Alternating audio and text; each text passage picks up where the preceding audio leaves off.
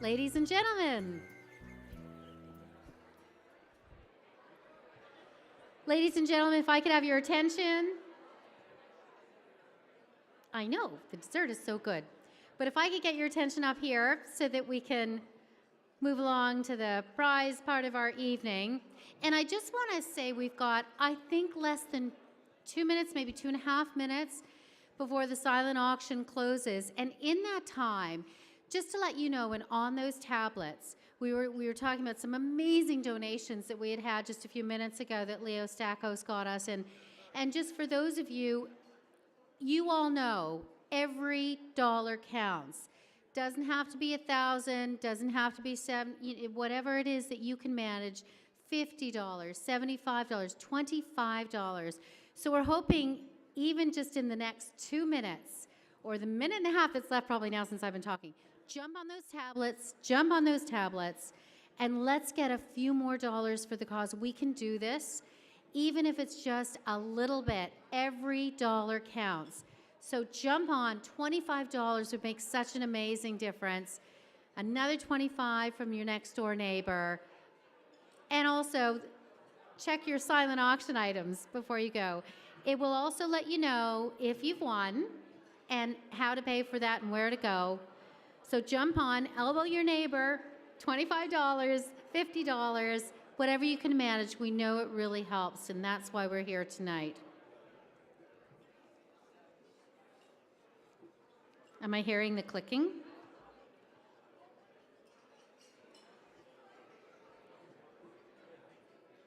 How much time left have we got?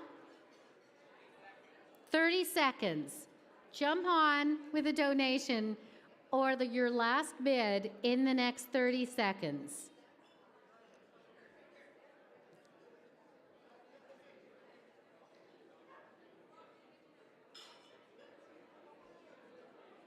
Okay. 15, less than 15 seconds.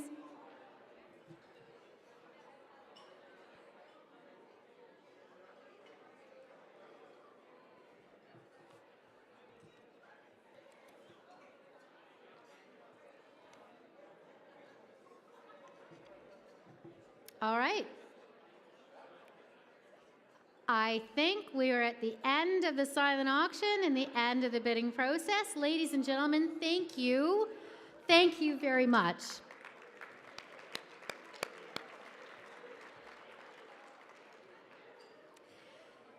And now, I do need your undivided attention up here. I know, it's so exciting. Ladies and gentlemen,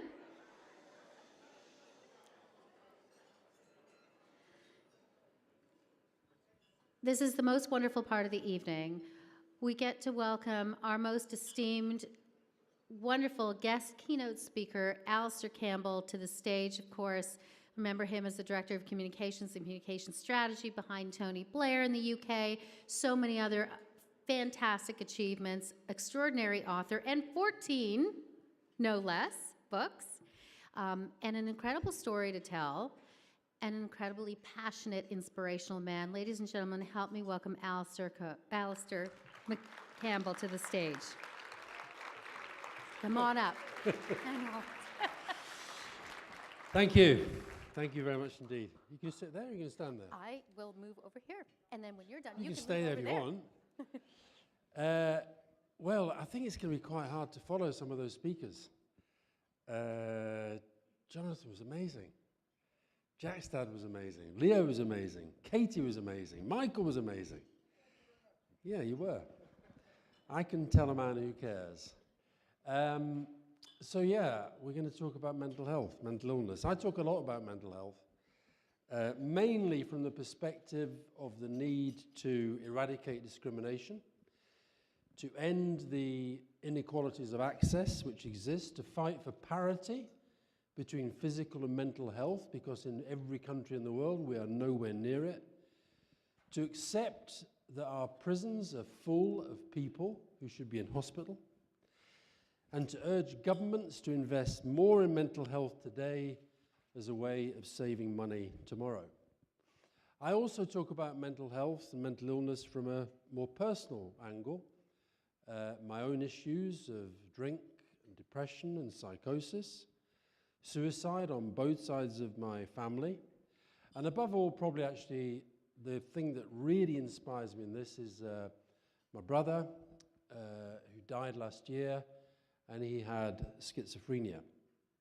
And one of the things I campaign against is the kind of research desert, which means that somebody taking antipsychotics is going to live, on average, 20 years less than the rest of us. My dad was 82 when he died. My brother Donald was 62. Bang on, 20 years of his life. But today, I don't want to get you down, I want to get you up a bit. So I want to focus on the mentally ill as people, not just people who need support, but also as major contributors to our life and times, and indeed to our history, to celebrate abnormality and thus specialness. Now, I've heard tonight 1 in 5. In the UK, we use 1 in 4, and that's a very, very useful campaign tactic to persuade people of the prevalence of mental illness. But actually, if we're talking about mental health, it's 1 in 1. 1 in 1 of us has mental health. And some days it's great, and some days it's not so great. Hands up, anybody here who has never had to see a doctor for a physical illness? It's universal. So why do we assume that we go through the whole of our lives, when the mind is more complicated than the body, thinking that we're all 100% perfect all of the time? I don't like using the language of mental illness in this, but it's madness to think that that is how we are. Now, I am certainly among the 1 in 4. I am a depressive, albeit, to give you the title of one of my 14 books, a happy depressive. I've been hospitalized for mental illness back in the 80s after a psychotic breakdown, which was the worst period of my life, but which I now look back as one of the best things that ever happened to me. It was the worst because it was scary. My mind literally cracking into thousands of pieces, so that I was hearing voices, I was hearing music, and I convinced myself I was failing a test. I don't know who was setting this test for me, but I was failing it, and the punishment for failure was death, and I was going to die. Now, I'm still alive. I was wrong. But the fear was as real as you are sitting out there now. I was arrested for my own safety. I was locked up. I was released on condition I went to hospital, where a few days later, a very nice, friendly psychiatrist persuaded me I had depressive tendencies which I was drowning in alcohol. So why do I now say it was the best thing that ever happened to me? Because I learned from it. I stopped drinking, didn't touch it for 13 years, now drink very, very lightly. I learnt who and what were important. I sorted myself out. I got my career back on track. A year later, the first of our children was born. So life was good. And then the depressions started to come back in. And when I saw Jonathan there talking about his cloud just coming down, that's exactly how it feels for me when the depressions come in. And they still do. But I'm stronger. I'm more resilient. I've learnt coping strategies, whether that's medication or sport or diet or sleep or little psychological tricks that I use all the time that are known only to me and, if they're his idea, to my shrink. I've also been, I can tell this is a lot of bosses in here, I've also been incredibly lucky in the workplace. And the workplace is the source of much of the discrimination that we see in mental health. I had a boss, a guy called Richard Stott. He'd been very, very angry when I left his newspaper to go for a rival newspaper, and it was at the rival newspaper that I was working when I had the breakdown. And I'm lying there in hospital, and one of the first people that contacts me is this guy, Richard Stott. And they bring me in the phone. and I pick up the phone. And Richard says, I can remember this conversation verbatim because it was so important at the time. He said to me, I hear you've gone mad. I said, well, I'm not very well. He said, well, I'm not going to say, I told you so, which is a subtle way, not very subtle way actually, of saying, I told you so. But here's what I want you to do. Stay in hospital for as long as you need to. Go back to the newspaper you left me for. Take the money for as long as you can till you get better. The minute you get better, you come back here and you start again. That was my old boss not defining me by one episode of mental illness. Tony Blair as well. When he asked me to work for him, I felt I owed it to him to talk him through the many things in my past that might become a problem for him and the way the media might try to portray me in relation to him. And when I was telling him of the music in the head with the bagpipes back here and a brass band over here and a row at home over here and all this going on, he did look a little alarmed. He did, though, then say, he said, I'm not bothered if you're not bothered. I said, what if I'm bothered? He said, I'm still not bothered. And again, I think that was an important signal. He was going to be Prime Minister. He was saying, I'm not going to define you by what I now know. But one thing I know for sure, if it had not been for my breakdown, I would not have been able to do the job that I did for him for as long as I did it with the energy and the commitment that I gave to it. Because I had a yardstick for pressure. I would get depressive episodes, I'd feel anxious and stressed, but I'd find a quiet space.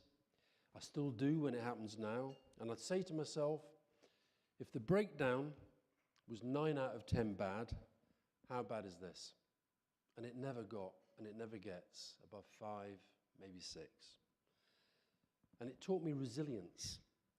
Whatever was thrown at me in politics was not as bad as your head exploding, thinking you're about to be killed, which is what I thought at the time. And here's another thing. I was really lucky in that moment of breakdown as well. It was the end of a long day that had started after a long night, which had ended with me having yet another row on the phone with my partner Fiona because I was late again and drunk again. So I checked into a hotel, and in the hotel I emptied the minibar. I don't mean emptied it, I mean emptied it. I had to fly to Scotland the next morning. I had to pick up a hire car when I got there, which I ended up dumping because I got myself onto a roundabout and I couldn't get off the roundabout. I was going round and round and round and round and round, and eventually I dumped the car. A few hours later, the voices crowding in on me in the foyer of a public building, I realised something's going wrong and I feel the need to call home. I phoned Fiona, no reply. I phoned my parents, no reply. I phoned my brothers, no reply. My sister, no reply. All my friends, all my colleagues, any number I can remember, I'm phoning, nobody's in. It's only later I learned that I was dialing 0 for every number and getting an unmanned switchboard on a Saturday night. But all I'm feeling is more and more isolated, and I'm going in this spiral. I can now feel I'm going into a spiral. I go downstairs to the foyer. Don't ask me why. I start emptying my pockets. I've got a bag. I start emptying on the floor. I start taking my clothes off. And then these two guys appear from a corner, both my height, which is quite rare. And the first one says to me, says, "Are you okay?" And I said, "You know what? I don't think I am." And the other one said, "Do you think you should come with us?" Now, they could have been the Moonies, for all I knew. But I said, "I think I should." And it was the first time I'd admitted maybe something was wrong. Turned out they were plainclothes police. Next thing I know, I'm in a police car. Next thing I know, I'm in a cell. Next thing I know, I've taken all my clothes off and I'm banging my head against a wall. Next thing I know, And here's the luck. Here's the luck. They found somebody that knows me, that knows I am who I say I am, but I'm just not well. And they say, you can go, but you've got to go to hospital. And do you know what? I still have dreams about this, or nightmares. The luck was the fact that when these police guys came to me, I didn't get violent. And I often think now, what would have happened to me? What turn would my life have taken if I had actually got violent with two guys, complete strangers, who actually, and the police today, I don't know if it's the same in Canada, in the UK, the police are on the front line of mental health all the time. So, I thank them. I thank that psychiatrist. I thank the people who looked after me then. And you know what? It was really interesting, particularly hearing Eric about Jack. I wrote a book called Winners. It's one of the 14. And one of my favourite quotes in it, it comes from an Irishman called Colm O'Connell, who coaches Kenyan athletes. And he said this. He said, the winner is the loser who evaluates defeat properly. I am not recommending psychotic meltdowns or depression to anybody. But I do know mine made me adopt a rule for life. Get good out of bad. And when I heard Eric speaking tonight, when I heard Jonathan speaking tonight, when I heard Leo speaking tonight, I heard people who are determined to get good out of bad. And getting good out of bad, for me, that means understanding that if you are somebody like me, who does have a platform, who does have a voice, who can get out there and campaign, then do it for the things where you can make a difference. And this is an area that needs campaigning. And I thought it was really moving, actually, when Michael spoke, and I sensed, because I share this sometimes, I sense that sense of kind of desperation almost, that it's so obvious to us that this needs to change. It's so obvious that we have to get that parity of services and understanding and awareness and treatment, and we're not there. And we sometimes feel so far away from it. But we can get there. We can get there. And we will get there if people like you stay committed and get other people to stay committed, and eventually we'll reach a tipping point. And it will come. I'm convinced of that. I see this as the last great taboo. There's another area where I want to come at this from, another angle, if you like. I often talk about trying to change the lens on mental health and mental illness. So it's not 1 in 4, it's not 1 in 5, it's 1 in 1. And the other thing I want to say is that sometimes I think when we think about it, it's all bad, it's so sad, it's all about guys living on the streets, it's all about people that we look at and we think we can't identify with them because they're so clearly kind of, crazy, and we're not crazy. But actually, it's a delicate balancing act. I need pressure. I can't thrive without it.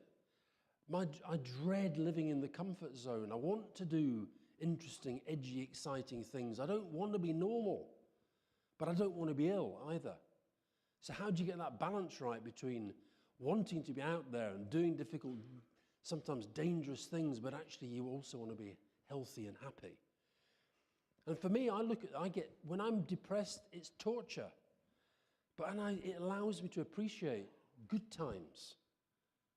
And likewise, the mania that sometimes comes after a depressive episode, it produces great bursts of activity and creativity. One of the books I wrote was a novel about a teenage alcoholic called My Name Is. I wrote it in 9 days. I wrote the first draft in 9 days, coming out of a depressive episode. It was manic. It was mania. Now, the first draft wasn't that great, but the book's okay. And it was the mania that did it for me. And here's the other thing I want to just say very, very briefly. Great figures in history. Who's the greatest historical figure of our lifetime? Now, I know Donald Trump wants me to say Donald Trump, and that is never, ever going to happen. But a lot of us would say Mandela, Nelson Mandela. And I was lucky enough to meet Nelson Mandela several times. And for much of his life, he was labeled an extremist. And he had an extreme mindset. It's not normal. It is not normal to be able to stay in jail for 27 years and then come out with a smile on your face preaching forgiveness. That is not normal. That is very, very, very, very special. Who was the Mandela of my parents' generation? A lot of British people, and I suspect a lot of Canadians as well, would say Churchill. Who is the greatest American president that even Donald Trump has to say was the greatest American president? Is Abraham Lincoln. And Churchill and Lincoln, they were both depressives. Churchill's case, manic, bipolar. Florence Nightingale single-handedly reinvented the basic concept of healthcare as well as challenging male domination in that vital world. She was a depressive. She was bipolar. Martin Luther King. Martin Luther King, I think, became a great leader, not despite being manic depressive, but because of it. His mania gave him the charisma, the energy, the strategy, the ability to strategize. And his depression gave him the empathy and the understanding of people who were struggling all the time. Lincoln, who's one of my favorite people in history, considerably ahead of Donald J. Trump. He had a law partner, William Herndon, who wrote this. He said, "Melancholy seemed to drip from him every step as he walked. But he had an inner strength. He was as tough and gnarled as seasoned hickory wood, and the increasing hostility bounced off him like peas from a pea shooter against a wall." That is resilience through depression. Charles Darwin. Now, how many people know this? February the 12th, 1809, the day that Abraham Lincoln and Charles Darwin were born. Is that not amazing? They were born on the same day. Charles Darwin had chronic panic attacks. He often was in floods of tears, couldn't go out. He had agoraphobia, palpitations, skin inflammation, terrible, agonizing stomach cramps. But alongside it, this restless intellect always saying, what if, what about, what if, what about? So I think of those people, Churchill, Lincoln, Darwin, Florence Nightingale, Marie Curie, I can go on and on and on with some of the greatest people in our history, and they were mentally ill. Just imagine if they were only defined as being mentally ill. Imagine how different the world would be. So I think we just got to change the lens. It's not all bad. Some of it's good. But the bad stuff, that is what we've got to change, and that's what we can change. The bad stuff is that stops people thinking that they can get help. The bad stuff is the fact that we're winning the battle to change attitudes. We're stripping away the stigma and the taboo, but then we're finding the services aren't there when people come forward when they want them. That's the battle we can win. But I think if we just start to think of this differently, it's a battle that we can win more quickly. And the fact that you can come to here tonight and we can all hear the speeches that we've heard and want to support this cause because we believe in it, then I think one day we'll look back and we'll say, do you know what? It's really weird, but you used to not be able to get in the army if you said that you had depression. Do you know what? It used to be that you couldn't serve on a jury if you'd ever been in hospital for a mental illness. You know, it used to be that you died 20 years younger if you were seriously mentally ill and not just because of suicide. We'll look back and think that was crazy, like we now look back and think it was crazy that women couldn't vote, that black people couldn't vote, that gay people couldn't get married, and all those big waves of change that have happened. We can make this be the next wave of change, and provided we stick with it, we will do that. And I'm absolutely delighted to be with you on a night when I hope two great organizations are coming together and they're going to make this happen in Canada, just as Time to Change is going to make it happen in Britain.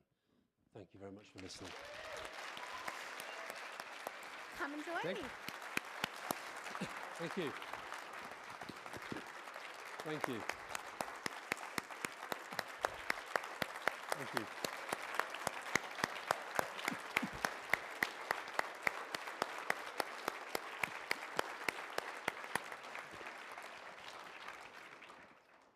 Thank you. I suppose it's no surprise that he's an incredible communicator, since he kind of wrote the book on communications and strategizing. I think Donald Trump has rewritten it. I'm sorry. So let's start there. Okay. Do we have to? Well, Just water. thank you.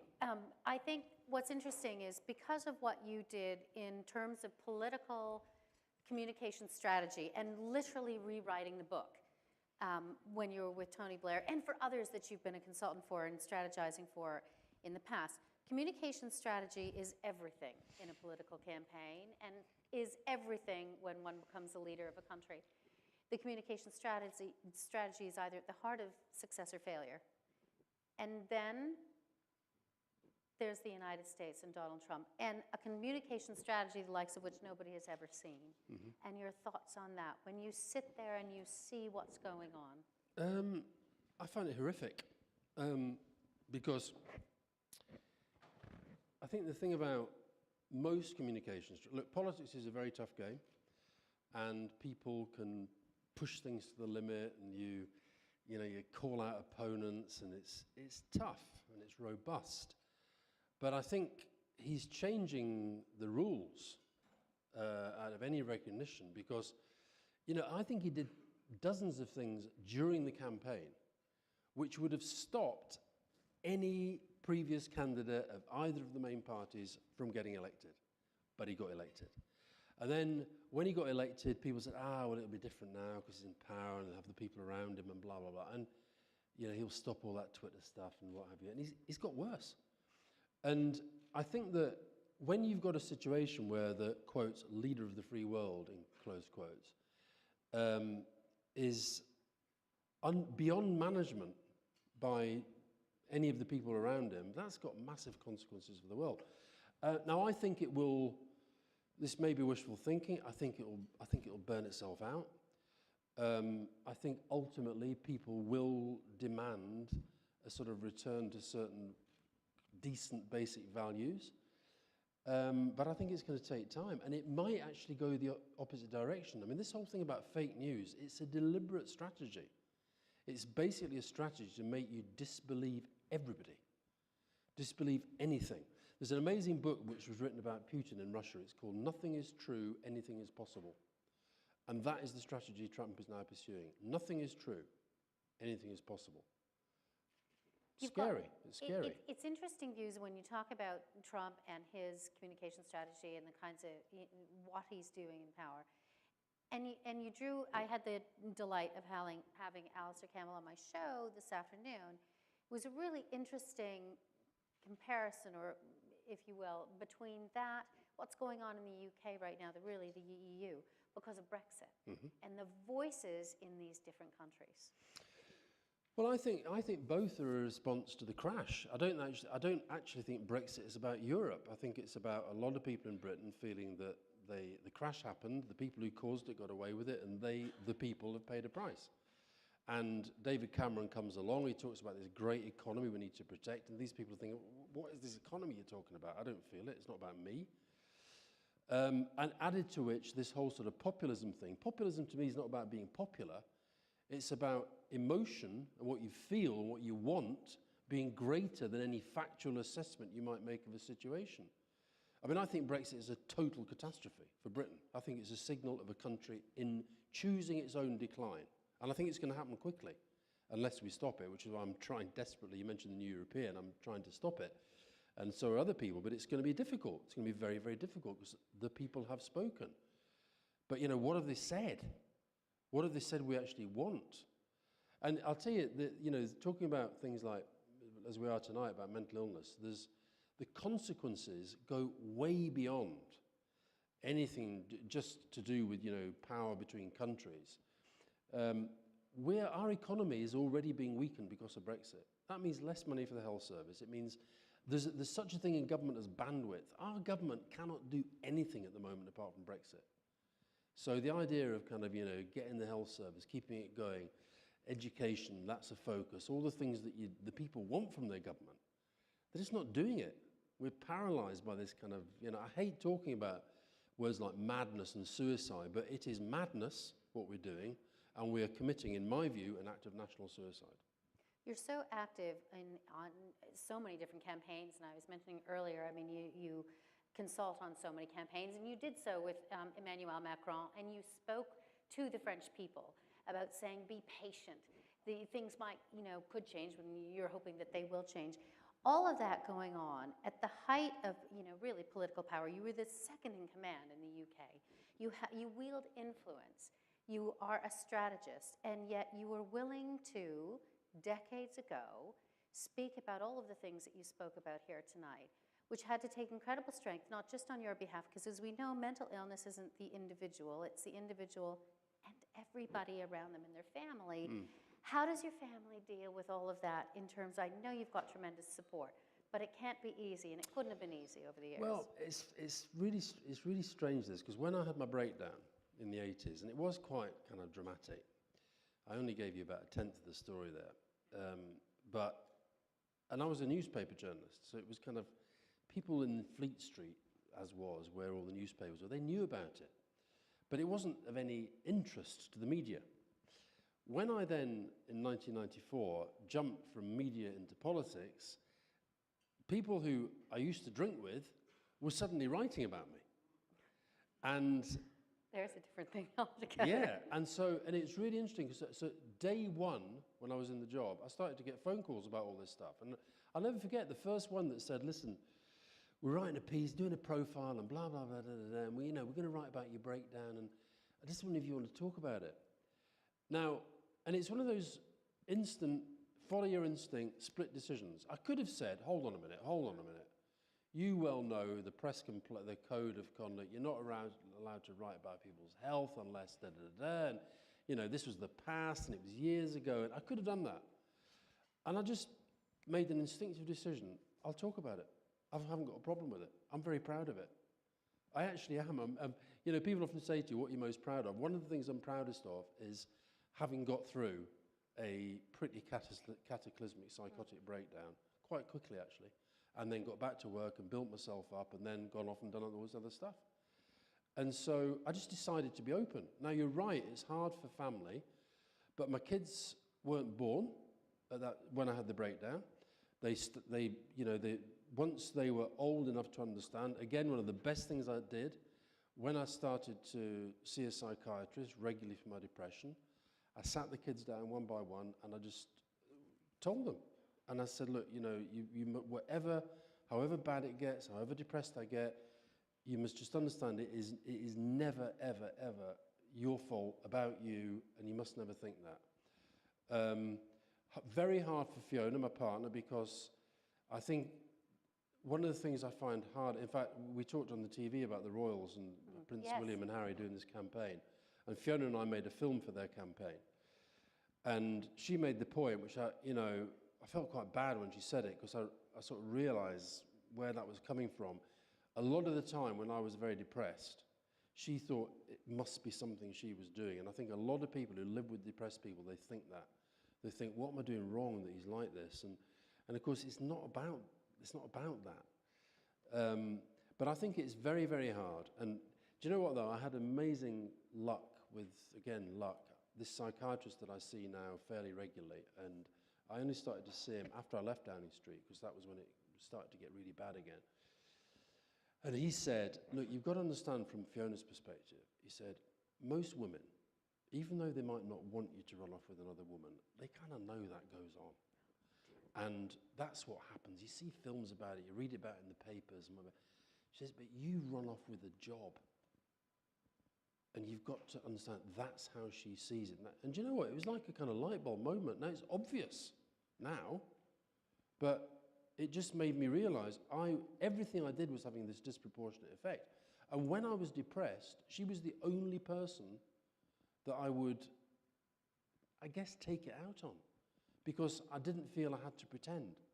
So I would just crash, and I would literally go for days not speaking to her. And then the phone would ring, it'd be Tony on the phone, I could talk to him. And then I'd get the energy for that for 10 minutes, then I'd put the phone down, then I'd crash again. And I think a lot of people who, you know, the person that they're closest to is the only one that they really feel they can just go like that.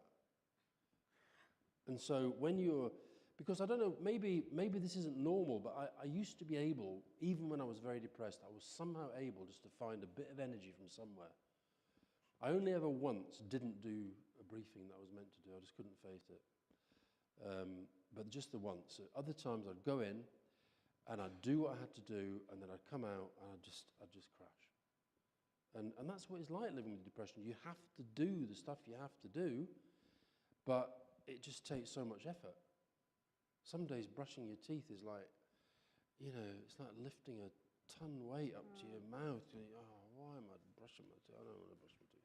It's incredibly honest, and there's so much to talk about with you, as I said, even this afternoon and tonight. And I know that there's a lot of folks in the room who have some questions, and we want to open it up to the room for some questions as well. And there's so much. You mentioned the Princes, Alastair Campbell's work with the Princes on Heads Together campaign, and so many other things just to, you know, to keep this issue to the forefront. So we'd very much like to open it up to questions to the folks in the room here.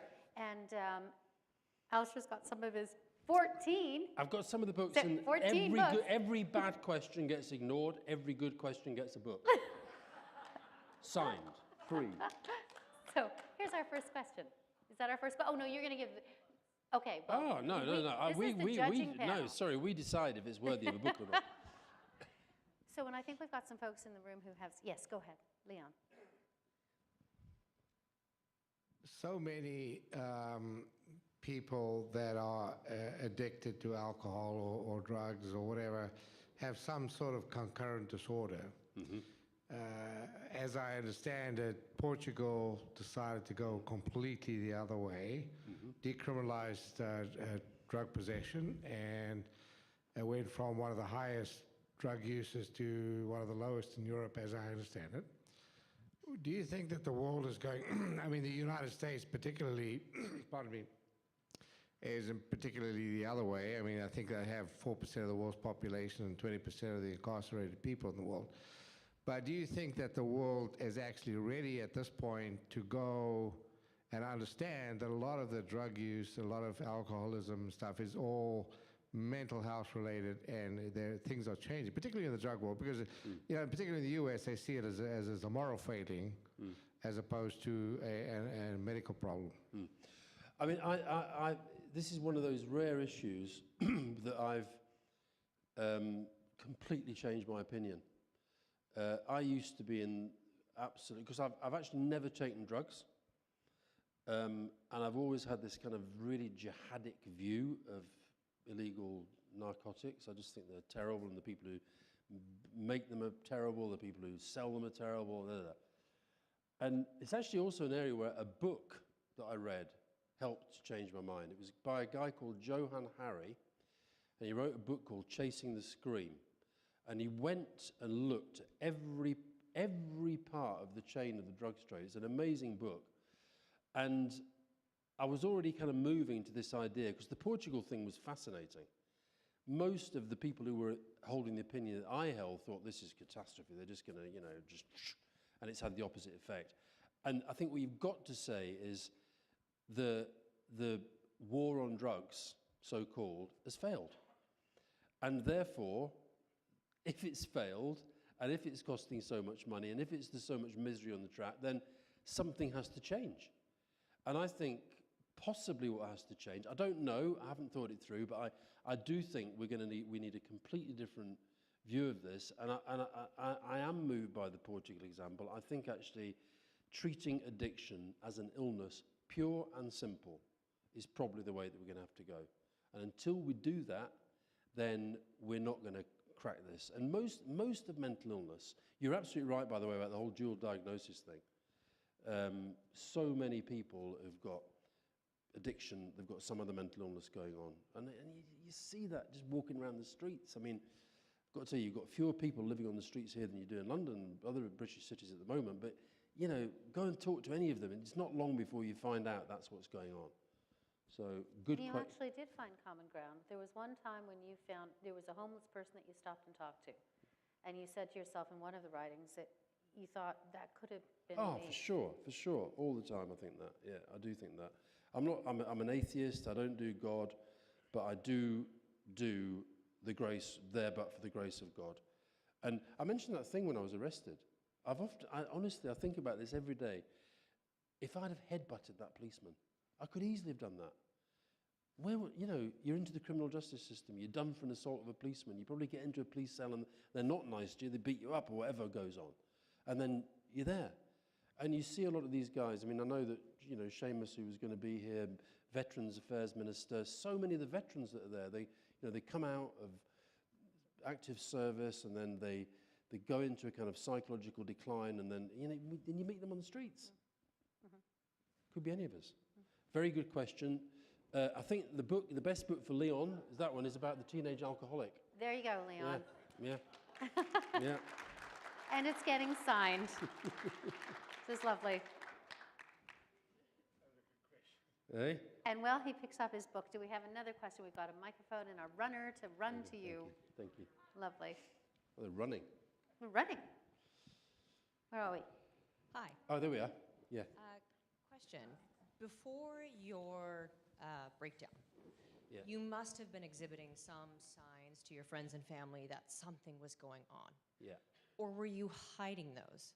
And if you were hiding them, if someone close to you, a friend or a family member, is going through something, how could a person, a family member, identify that you're just having a bad day or a bad few days, or there's something really clinical that we need to identify as a differentiating factor? Yeah. I mean, I said when I was, at the lectern that the first time I admitted I had a problem was to that policeman. Before that, I'd had so many family, friends, colleagues saying, listen, you're in trouble here, this is not good. And I didn't listen.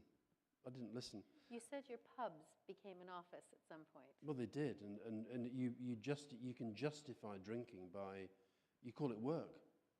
You go to work, you go to the pub because there are human beings there, you're a journalist, you're trying to find out stories, they've all got a story, and they're more likely to give you the story if you buy them a drink, and you can spend 18 hours a day in the pub and you think you're working. And also added to which, at that time, it was an incredibly drinking culture as well. So was politics at that time.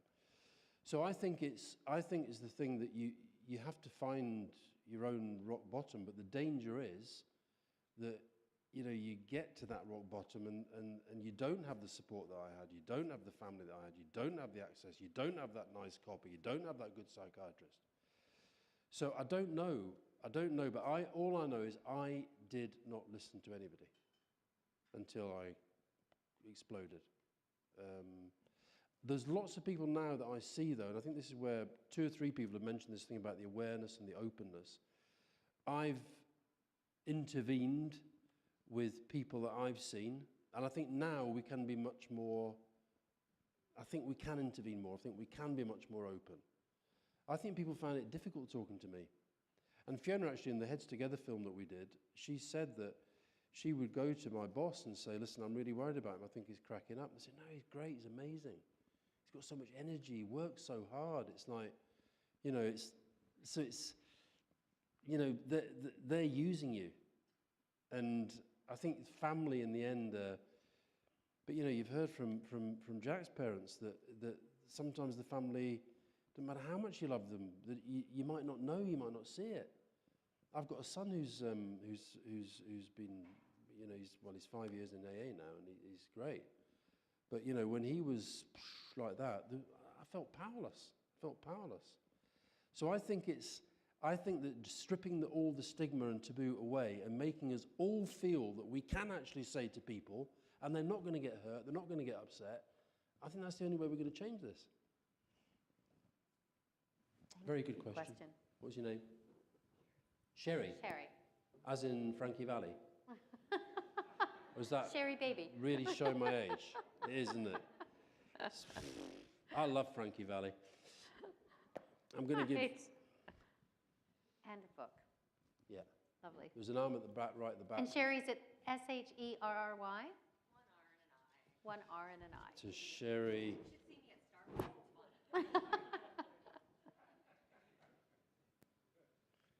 Next one. Lovely. Hello, I'm over here. Where are you? Can't see. Oh, over here. Over here. Over there. Hi there. We met out Oh, front a few minutes I love this lady. She has set up an organization called Polar Wellness. Yes. I love it. I have bipolar disorder, so it's a pun. I have some people here at table 20, specifically my partner and my long-suffering parents, who helped me through my hard days, like the ones you were talking about. And so I was wondering if you could give a bit of advice to family members who are trying to support. I get a lot of when I tell people I have bipolar disorder, they say, I could never tell. You look fine. Yeah. But these three maybe know my days where I don't look so fine and I don't make it out of my pajamas. Yeah. So what advice would you give for maybe family members dealing with that, how to take care of themselves? Has your relationships changed now that you've become healthier, all that kind of stuff? Yeah. Well, I've got to tell you, first of all, I met your parents before I met you. And all I can tell you is they are amazingly proud of you. I know that.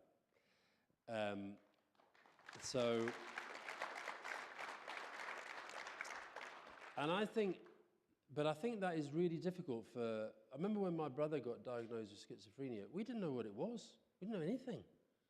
And you have to kind of learn it, and there's no manual for the family.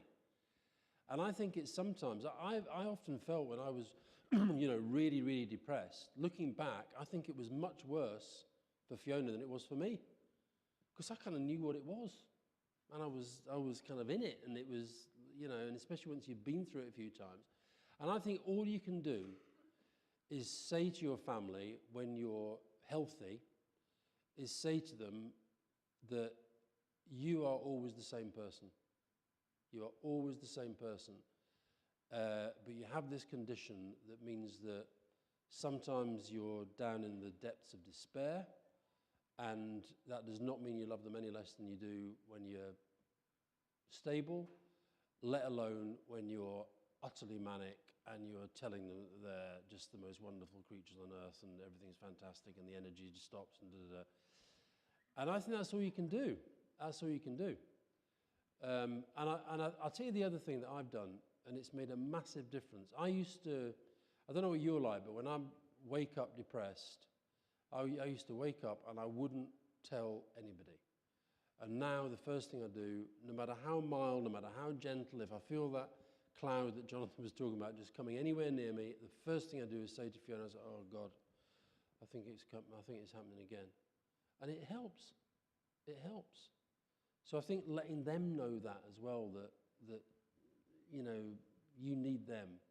But it's so weird, it's hard for families. I remember some of the times when I'm depressed, I want Fiona and the kids near, but I don't want them with me.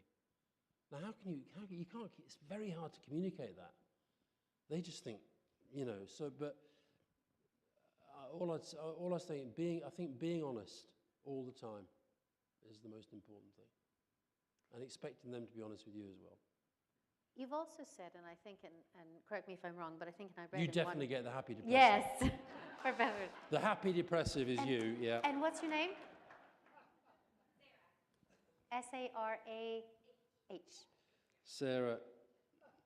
Polar Wellness. By the way, if I may do a bit of PR and marketing, Sarah is trying to get work in private companies that want advice on how to deal with staff. And good for you. Who are... Awesome. She's on table 20. And it's also, just before we get to our next question, because I would say, and I think this is what I read, that you said, for employers or potential people who are hiring, and you're looking at two resumes and CVs, and they're of equal value, but there might be a gap in one. And you would say, if that gap in one is due to anything to do with that, you would say, hire who? I do. I think we should have a bit of positive discrimination in favour of people who are honest. I think if you've got two CVs and one says they've both got the same qualifications, they've got the same degree, they've got the same, interns and charities and all that stuff, But one of them then says, and is honest enough to say, there's 6 months here that's gone walkabout, I was in rehab, I was, or I was in trouble for this, or another one that says, look, I just need to tell you, I don't need to tell you this, but I want to tell you that I'm bipolar, and sometimes that means that I kind of, I'm stable most of the time, but I'd go for that person over the guy who's got the same qualifications, because I think it means they're honest and they're probably more resilient and they're probably more creative as well. Yeah. So I think, go for the It's ones awesome, who right? Yeah. Have we got another question? Yes, over here. I want to steer you back into politics if I can for a moment here. When you talked about the Brexit as coming down to that dichotomy of whether it's accurate or not for most people, the elite versus the populism, if despite the referendum for leave, however narrow it was, there was this back-end Remain effort, wouldn't that further those sentiments by the people that think that the elites or the leaders are ignoring them? And how do you navigate that if you do scrap Brexit in the back rooms rather than in a referendum? Yeah, it might have that. It might have that consequence. But I think there comes a point where, regardless of the kind of populist debate, political leaders actually have to look in the mirror and do the right thing.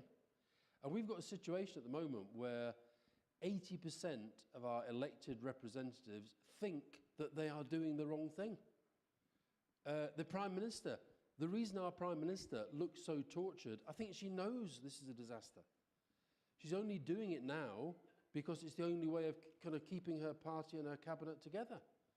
So I don't buy this idea that because we had one vote on one day and it was reasonably close, that that's the end of the debate. I don't buy it. Democracy is not a moment, it's a process. So yeah, I think you're right that it would be very, very difficult. And I actually think you probably do. I think it's very hard to reverse a referendum without another referendum. I just think that tactically, it's a mistake to be talking about having a second referendum because it just sounds like you don't like the result of the first one. What you have to do, I think, is actually give the public the chance to say, is this actually what we voted for? And if it's not, give them the chance to say, sorry, this is not what we voted for. I'm afraid we've got ourselves through a combination of Cameron's, I don't know what, inability to differentiate strategy and tactics, and Theresa May deciding to be more Catholic than the Pope. I think we are opting for decline, and it's tragic. And of course, people like me, we get called Ramonas, Romaniacs, and all this, and why do you hate Britain so much? I love Britain. I don't love the European Union. I love Britain. And I just feel Britain is going to destroy itself if we pull ourselves out of the biggest market in the world. And people going about, I mean, I've got 3 young kids in their 20s. We're going about freedom of movement, stopping all these terrible immigrants coming into Britain. Freedom of movement also means we're stopping our kids from going out into the world. Mad. Part of what she's doing is, so they say and whatnot, is listening to stakeholders. Stakeholders like the business community, the economic leaders, and she met with a slew of them in the last couple of days who had varying opinions. Every single one of them, I don't care what they said to her, every single one of them thinks this is a disaster. And this idea of coming away from having no deal with the European Union, it is crazy. And I'll tell you the other thing, this is the hard right now, in my mind, it's the tail wagging the dog. And how we've got to it, there's all sorts of lessons. We've all got to take some responsibility for how we've got to this. But I just feel, I don't buy this idea that just because you lost the debate, you should accept the arguments of the people that you lost to. I don't accept their arguments at all. I think they're damaging the country. And I'm going to keep saying that until I'm blue in the face. And on Twitter. Well, Twitter, I mean, Twitter's just like an emotional spasm, isn't it? I'm not sure. I mean... But it's useful. He needs the book on strategy. Yes. Yeah. All right. And your name? Andrew. Andrew interviewed me on the radio last week. All right. Yeah. We talked about mental health. Well, and on social media, I mean, and you use it, and there's a valuable tool. I think most people agree that it's a valuable tool, certainly in politics. And in terms Yeah, of but strategy. wait a minute, it's a tool. But It's when a is tool. it going awry? Well, look, the thing about Trump, hands up who thinks Trump is a good president. Right, one hand goes up, two hands go up. Oh no, sorry, one more question. I thought you were a Trump supporter. I just thought, God, Katie's a bloody conservative. I'm not even Calandra as a conservative as well. So, no, he's a disaster. The fact that he creates all this noise and waves with Trump, with Twitter. There's hands up here who's heard of Arsene Wenger. God, it's amazing. Arsene Wenger is the manager of Arsenal Football Club. And he's a very, very clever guy, okay? And he said something, it's in the winner's book, which I've just given to Andrew.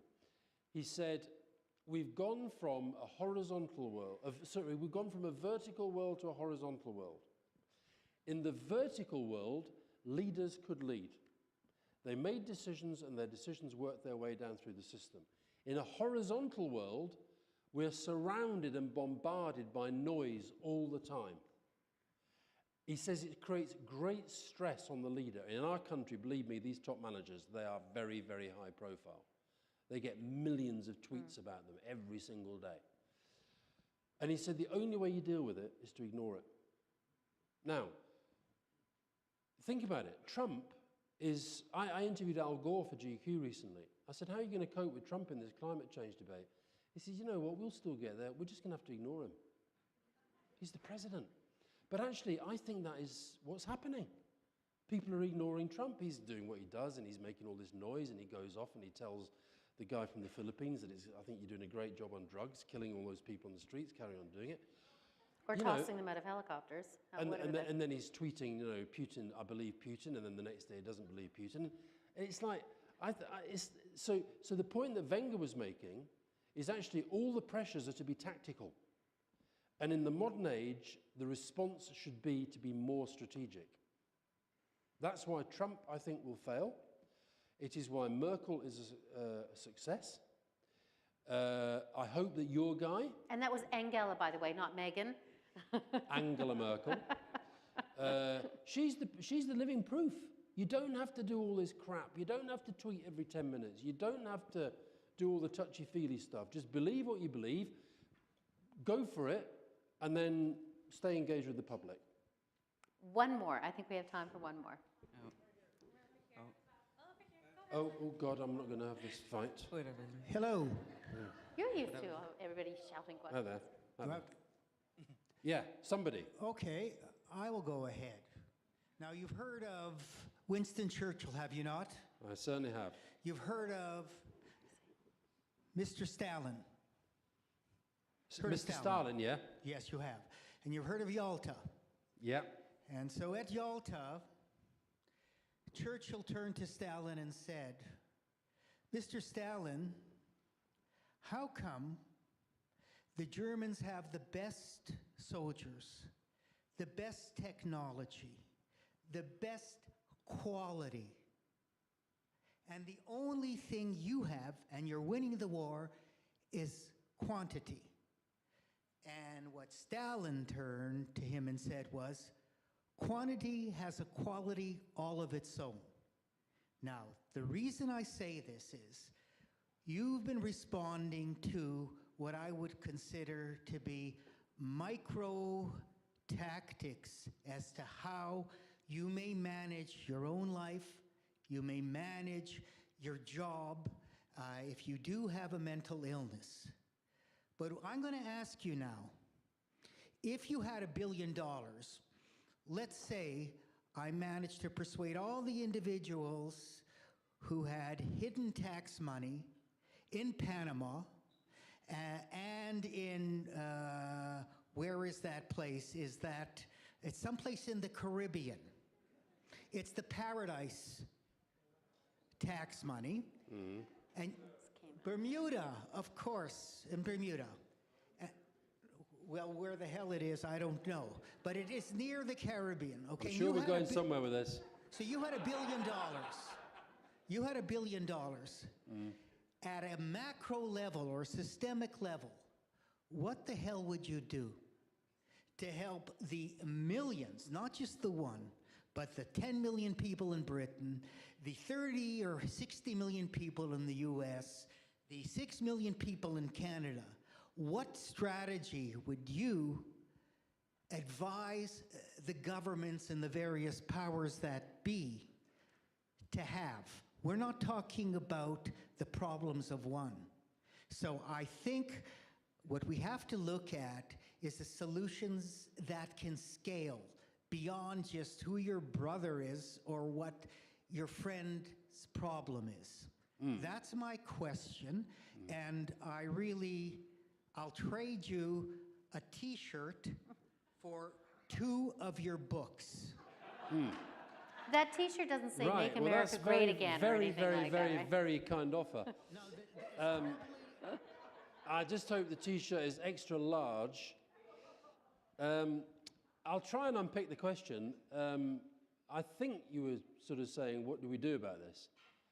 I'm not sure whether we have a Yalta of the mind but I do think the reason why the kind of individual stories I think matter is because they are the means by which we persuade people to change. When Jonathan came up, he said that he'd been moved to tears by what Eric had said. That has an impact. And the reason why I love the campaign that I work with, Time to Change, is because it's actually not about getting more money. It's not about changing the law. It's about changing the way that people think. And I think if we change the way that people think about mental health and mental illness, that is the way that will make the difference.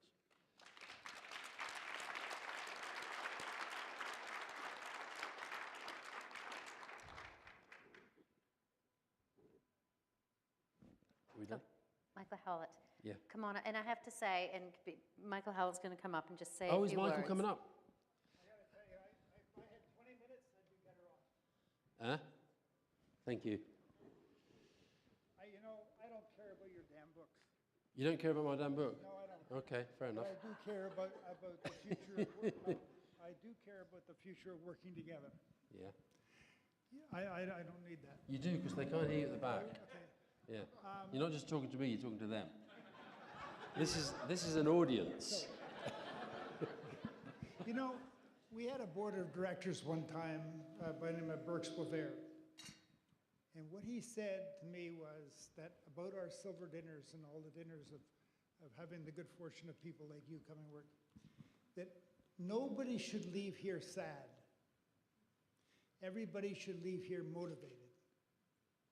And you've motivated us. Good, So good. I thank you for that. Well, I've loved being here. And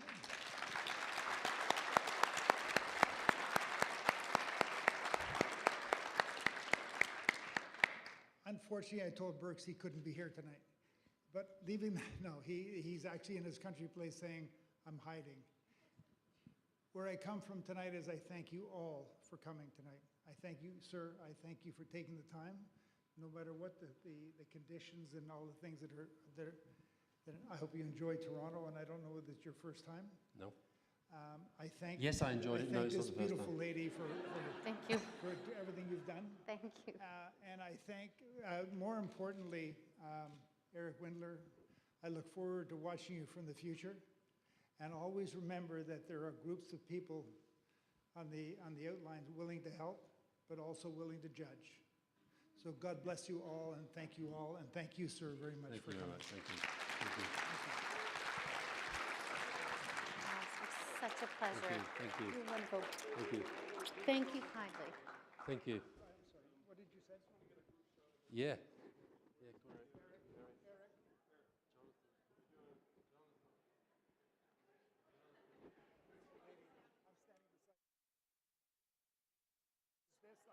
this.